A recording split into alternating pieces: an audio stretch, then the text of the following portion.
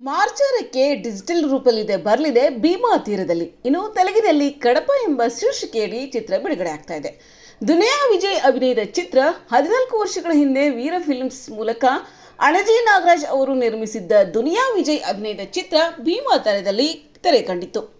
ಅದೇ ಚಿತ್ರವೀಗ ಡಿಜಿಟಲ್ ರೂಪದಲ್ಲಿ ತೆರೆಯ ಮೇಲೆ ಬರಲಿದೆ. ದರ್ಶನ್, ಸುದೀಪ್ ರಂಥ ಸ್ಟಾರ್ ಚಿತ್ರಗಳ ನಿರ್ದೇಶಕ ಓಂ ಪ್ರಕಾಶ್ ರಾವ್ ಅವರು ಈ ಚಿತ್ರದ ಚಿತ್ರಕಥೆ ಬರೆದು ನಿರ್ದೇಶನ ಮಾಡಿದ್ರು. ಚಿತ್ರವನ್ನು ಅಣಜಿ ನಾಗರಾಜ್ ಅವರು ಅದ್ದೂರಿಯಾಗಿ ನಿರ್ಮಾಣ ಮಾಡಿದ್ರು. ಇದೇ ಮಾರ್ಚ್ 6ರಂದು ರಿಲೀಸ್ ಆಗುತ್ತಿರುವ ಈ ಚಿತ್ರದ ಪತ್ರಿಕಾಗೋಷ್ಠಿ ಸೋಮವಾರ ನಡೆಯಿತು. ವೇದಿಕೆಯಲ್ಲಿ ನಿರ್ಮಾಪಕ, ನಿರ್ದೇಶಕರಿಬ್ಬರು ಹಾಜರಿದ್ದು ಮಾಹಿತಿಯನ್ನು ಹಂಚಿಕೊಂಡ್ರು. ಮೊದಲಿಗೆ ಮಾತನಾಡಿದ ನಿರ್ದೇಶಕ ಓಂ ಪ್ರಕಾಶ್ ರಾವ್, ಅಣಜಿ ನಾಗರಾಜ್ ಅವರ ಜತೆ ತುಂಬಾ ಸಿನಿಮಾ ಮಾಡಿದ್ದೇನೆ.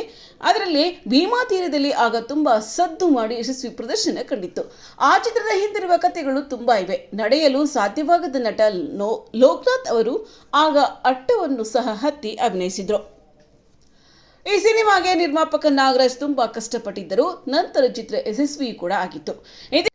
ಇದೀಗ ನೆಗೆಟಿವ್ನಲ್ಲಿದ್ದ ಚಿತ್ರವನ್ನು ಸ್ವಲ್ಪ ಟ್ರಿಮ್ ಮಾಡಿ ಡಿಜಿಟಲ್ ರೂಪಕ್ಕೆ ತಂದು ರಿಲೀಸ್ ಮಾಡುತ್ತಿದ್ದಾರೆ.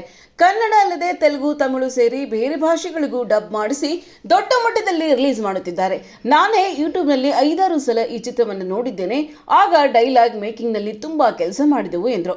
ನಂತರ ನಿರ್ಮಾಪಕ ಅಣಜಿ ನಾಗರಾಜ್ ಮಾತನಾಡಿ, ಮಾರ್ಚ್ 6ಕ್ಕೆ ಭೀಮಾ ತೀರದಲ್ಲಿ ರಿಲೀಸ್ ಆಗುತ್ತಿದೆ. ನಾನು ತುಂಬಾ ಇಷ್ಟಪಟ್ಟು ಮಾಡಿದ ಚಿತ್ರವಿದು. ಈಗ ಎಡಿಟ್ ಮಾಡಿ ಹೊಸ ರೂಪದಲ್ಲಿ ರಿಲೀಸ್ ಮಾಡುತ್ತಿದ್ದೇವೆ. ಡಿಜಿಟಲ್ಗೂ ರೀಲ್ಗೂ ತುಂಬಾ ವ್ಯತ್ಯಾಸವಿದೆ. ರೀಲ್ ಕ್ವಾಲಿಟಿ ಡಿಜಿಟಲ್ನಲ್ಲಿ ಮಾಡಲು ಸಾಧ್ಯವಿಲ್ಲ. ನೆಗೆಟಿವ್ನಲ್ಲಿ ನಮ್ಮ ಚಿತ್ರವನ್ನೇ ಕೊನೆಯದಾಗಿತ್ತು. 14 ವರ್ಷಗಳಾದರೂ ನೋಡುವಾಗ ಈಗಷ್ಟೇ ಮಾಡಿದ ಚಿತ್ರ ಅನಿಸುತ್ತದೆ. ಆಗ 5-6 ಕೋಟಿಯಲ್ಲಿ ಸಿನಿಮಾ ನಿರ್ಮಾಣವಾಗಿತ್ತು. ಈಗದು 50-60 ಕೋಟಿ ಬಜೆಟ್ನ ಸಿನಿಮಾ ಅನಿಸುತ್ತದೆ. ನನ್ನ ಸ್ನೇಹಿತ ವೆಂಕಟೇಶ್ ಜೊತೆ ಇತರರು ಸೇರಿ ಭೀಮಾ ತೀರದಲ್ಲಿ ತೆಲುಗಿನ ಕಡಪ ಚಿತ್ರವನ್ನು 150ಕ್ಕೂ ಹೆಚ್ಚು ಚಿತ್ರಮಂದಿರಗಳಲ್ಲಿ ರಿಲೀಸ್ ಮಾಡುತ್ತಿದ್ದಾರೆ. ಈ ವಾರ ಕೂಡ ಮತ್ತು ತೆಲುಗಿನಲ್ಲಿ 2 ವಾರ ಬಿಟ್ಟು ಬೇರೆ ಭಾಷೆಗಳಲ್ಲಿ ಬಿಡುಗಡೆಯಾಗುತ್ತಿವೆ. ನಾಯಕ ವಿಜಯ್ ಅವರ ಯಾವಾಗ ಕರೆದರೂ ಬರ್ತೀನಿ ಎಂದಿದ್ರು. ನಾನು ಅರ್ಜೆಂಟಾಗಿ ಪ್ರೆಸ್ ಮೀಟ್ ಇಟ್ಕೊಂಡಿದ್ದರಿಂದ ಬರಲಾಗಿಲ್ಲ. ರಿಲೀಸ್ ಟೈಮ್ನಲ್ಲಿ ನಮ್ಮ ಜೊತೆಗಿರುತ್ತಾರೆ ಎಂದು ಹೇಳಿದರು.